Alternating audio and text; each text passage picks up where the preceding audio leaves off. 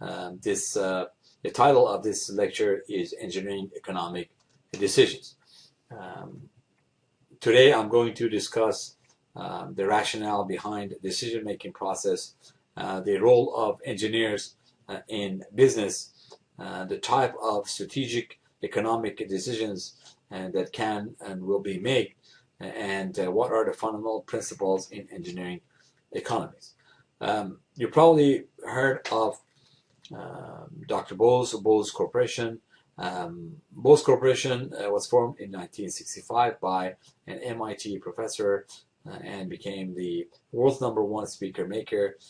By 2002, he was the 288th wealthiest American alive. So I purposely illustrate this point to you to try to encourage you that all of you can become a very wealthy engineer if you make the right decision and be very successful at what you do. Let's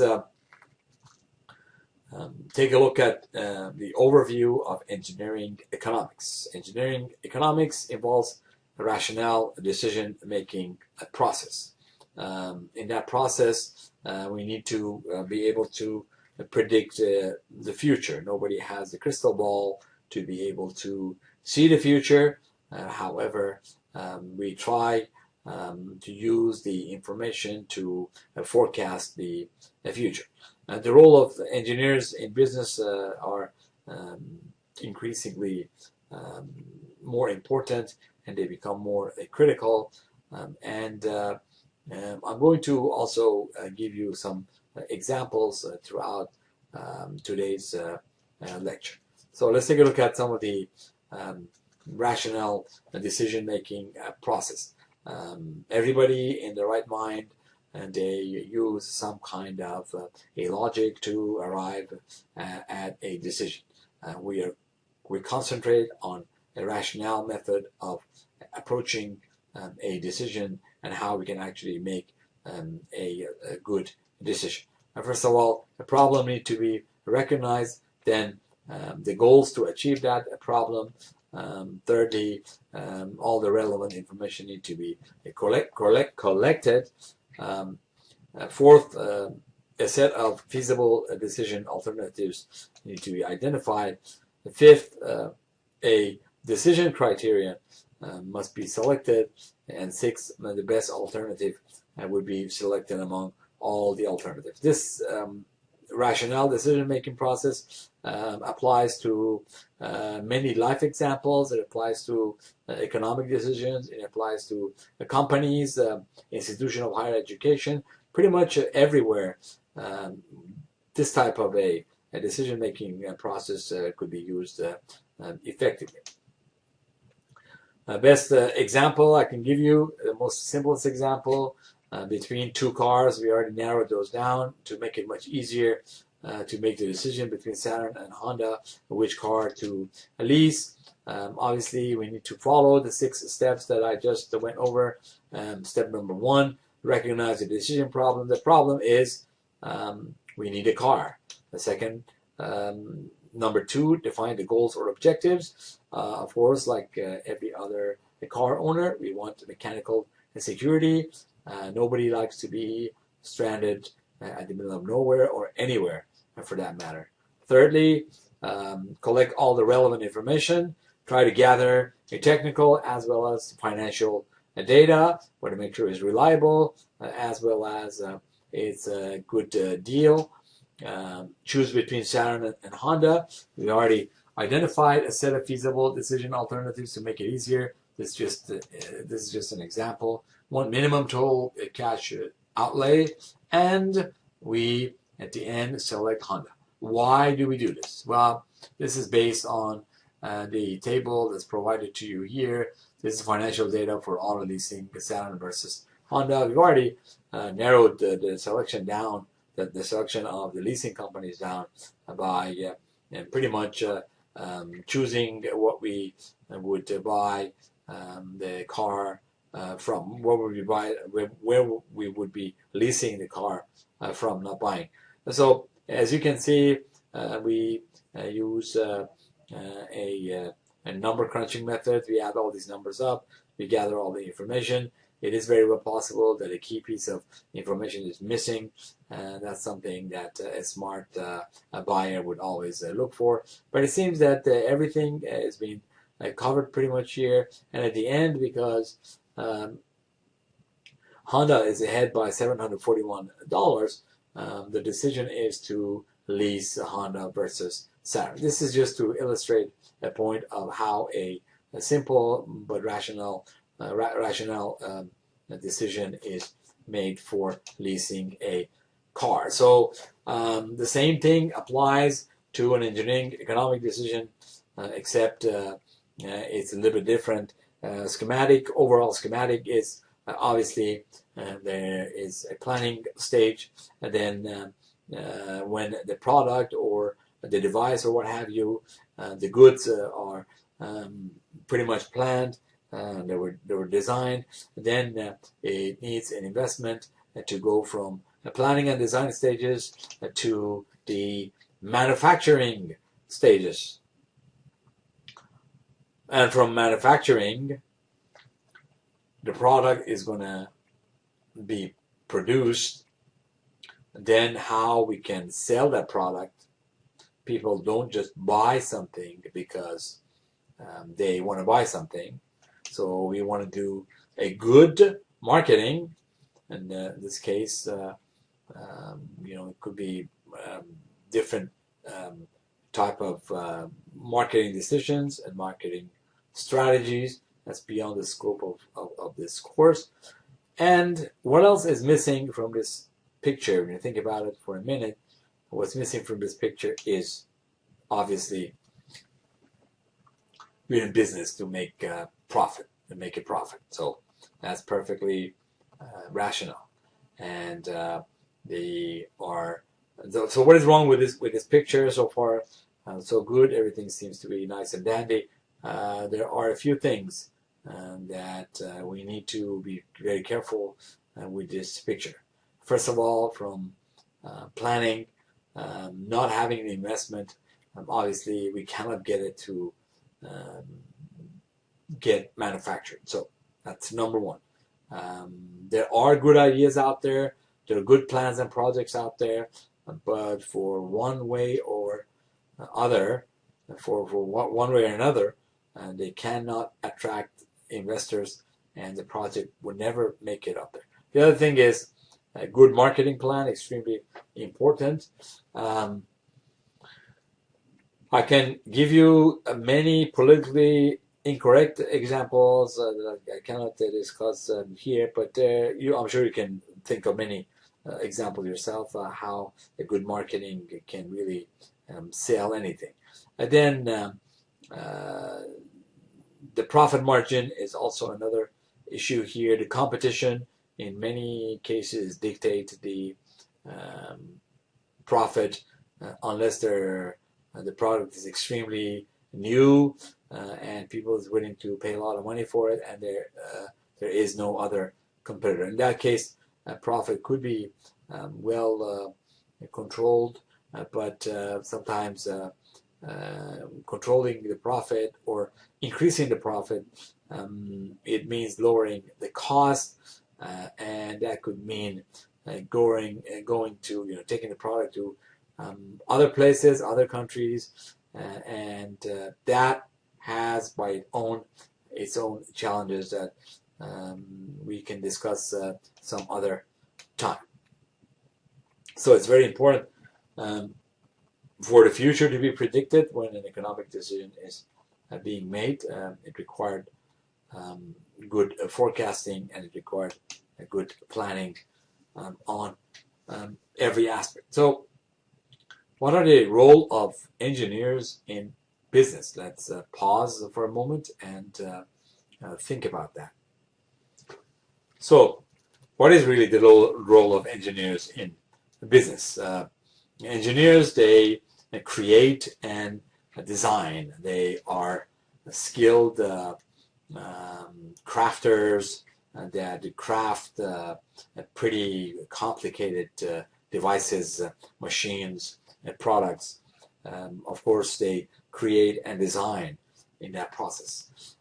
They create and design engineering projects. As a result, they would really help the society to live better and increase the level of really the quality of life. You can see engineering and their roles in businesses everywhere, from building a building all the way to designing a road, as an example of an infrastructure project, to pretty much everything that we do nowadays. It involves some form or another form of engineering. So engineers, they analyze, they create, they design. So for engineering projects, obviously the production methods must be specified. Engineering safety, what the material is, what are the environmental impact, including consumer impact would be, and again, what is would there be any market for the product?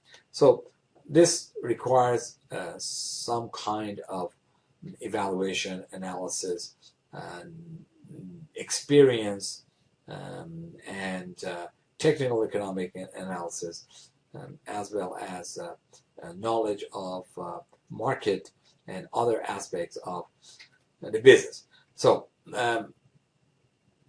the stage that I'm just discussing here with you is to really illustrate the complexity of the role of engineers and the critical role that engineers can play in businesses. They could get involved in every aspect, from creating a design to analyzing and evaluating.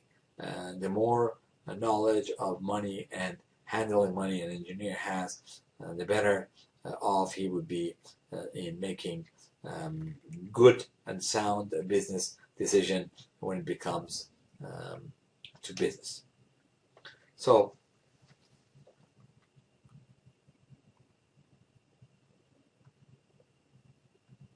there are two factors in engineering economic decisions.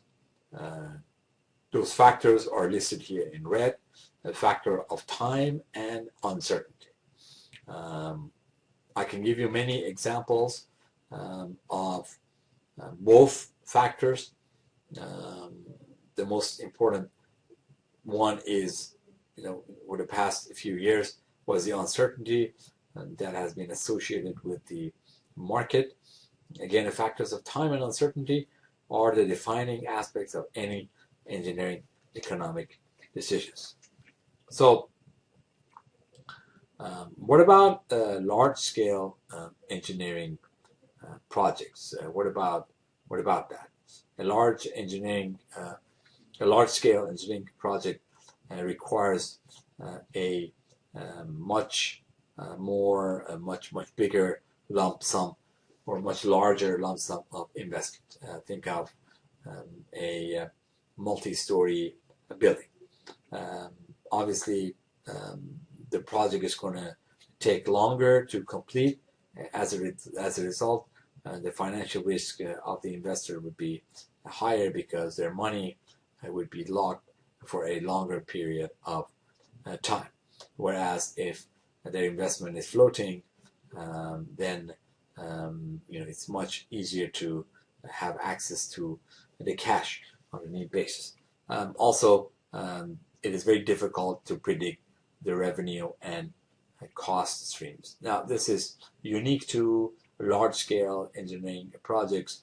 When we're talking about public projects, the scenario would be somewhat different, because those are for the benefit of the public, and the investment is more like it's the profit is not as tangible like with a for-profit business. The profit would be for the welfare and the health of the public. So let's take a look at those 5 types of strategic engineering economic decisions in manufacturing sector. There must be 5 reasons for that. There are other reasons as well, but none of these reasons they would be really falling outside of any of these general categories. First, there might be the reasons of service improvement. Other reasons could be equipment and selection and process selection. Could be equipment replacement with the advancement of technology. That's also always something that needs to be kept in mind. New product and product expansion, cost reduction. Again, all of these could be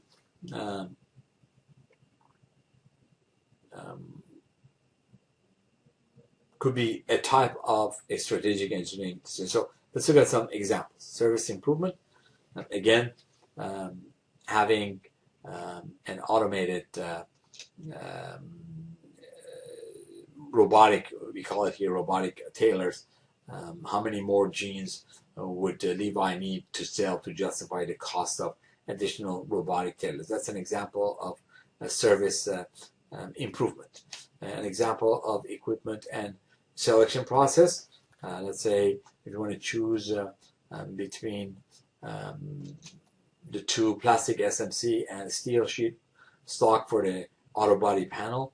The auto body panel, the choice of material will dictate the manufacturing process for the body panel as well as manufacturing costs. So how do we make here's a need is we need to pretty much increase your productivity, come up with a more efficient, better material.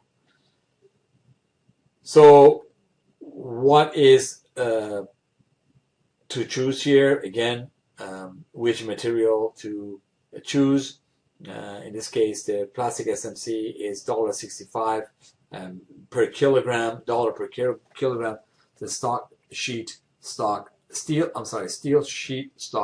is 77 cents per dollar. So as you can see, obviously there are some numbers here to look at as well. Now, what about the equipment replacement problem?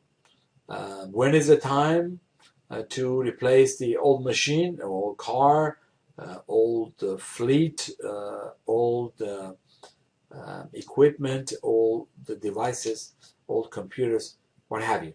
If not, when is the right time to replace the old equipment? If now is not the time to replace the old machine, when is it? A very simple but thought-provoking question. When is the best time to replace the old equipment? Is it now?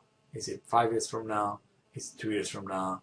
You might think, well, if the equipment gets so old that it cannot be used anymore, that means it's time for replacement. Well, the decision is not as easy as it seems. Later in future lectures, you will see how we can address problems like that based on economy. So, what if the choice is between the new product and product expansion? Should we build or acquire a new facility to meet the increased demand for cell phones? Now cell phones are much smaller, so this picture is just an icon. It's not really the representation of the cell phones that we use nowadays. So is it worth spending money to market a new product? Remember, for every new product, we need to have a good marketing plan. So is it worth spending the money to make the new product, to market the new product? An example is the Gillette Mach 3 project. So research and development investment was, believe it or not, $750 million. That's right. To do the R&D, research and development, $750 million was spent. Okay, and the product promotion through advertising was 300 million, so we're right over 1 billion now. This is the Gillette's Mach 3 project. You probably heard of it everywhere for a while. Still, there's a good marketing campaign out there for that. But at some point, Gillette Mach 3 project was very popular. It was very well marketed, and it was priced to sell at 35% higher than Sensor Excel. That's another type. This is about $1.50 extra per shave. So the question number one at that time was, would consumers pay $1.50 extra for a shave with greater smoothness and less irritation? And the second question was, what would happen if blade consumption dropped more than 10% due to the longer blade life of the new razor? Again, these are two questions that needed to be answered. Again, this is an example of making an economic decision. So the other reason is cost reduction. Should a company buy equipment to perform an operation now done manually? That's a pretty big question. At the cost of reducing the number of increasing the efficiency by reducing the number of workers. So should a company buy an equipment to perform an operation manually, or it shouldn't be done like that?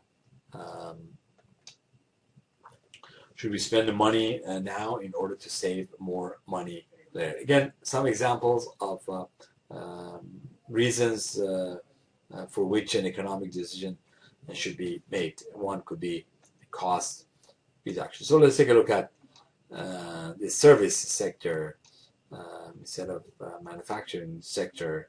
The type of strategic engineering economic decision in service sector. As you can see, the service sector involves the commercial transportation, logistics and distribution, healthcare industry, and other types of industry, and why it's so important to be able to make correct economic decisions in that particular sector. I can skip this. So let's take a look at some of the principles of engineering economy. Again, there are 4 principles that are listed here. I'm going to go through each of them one by one before I finish this lecture, and then I summarize everything. So obviously, $1 today is worth more than $1 tomorrow. Principle number 2, the differences among alternatives. That's what engineering economy is all about, to choose between different alternatives. Marginal revenue must exceed marginal cost. Obviously, we're not going to spend the money without any return. Principle number 4, additional risk is not taken without the expected additional return. We don't just go out there and take the financial risk and don't expect any additional return. Again, these are 4 principles of engineering economy, and they are used in every rational economic decision. Okay, so again, a nearby dollar is more than a distant dollar. $1 today is going to worth less tomorrow or 6 months later due to inflation. Principle number 2, again, we would pick among alternatives. We would need to always pick one, and all that counts is the difference among the alternatives. It's very important. That's the basis of our economic decision. Marginal revenue must exceed the marginal cost. Again, the manufacturing cost of 1 unit could be certain amount that's the same as the sales revenue, but there are also marginal costs, and marginal revenue must always exceed the marginal cost. Principle number 4, again, additional risk is not taken without the expected additional return. As such, again, as you can see here, showing a different investment class here on the left-hand side, saving, bond, and stock. And as the expected return is higher, the potential risk is also higher.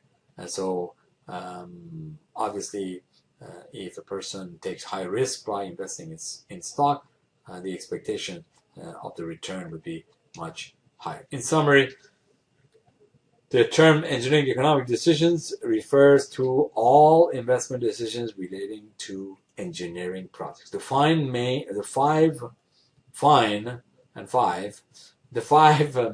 types of engineering economic decisions are: number 1, service improvement, and number 2, equipment and process selection, equipment replacement, new product and product expansion, and cost reduction.